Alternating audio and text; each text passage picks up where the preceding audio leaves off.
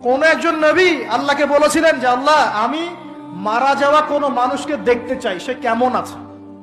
এটা শুনেন ভালো করে হাদিসটা, মারা যাওয়া কোনো মানুষকে আমি দেখতে চাই, সে কেমন আছে। আল্লাহ পাক সেই নবীর আরজি কবুল করলেন, বললেন আচ্ছা ঠিক আছে দেখাচ্ছি। কবরের সামনে গিয়ে দাঁড়ালেন। 1000 বা 2000 বছর আগের কোন ব্যক্তি যে মারা গেছে তাকে কবর থেকে জিন্দা করা হয়।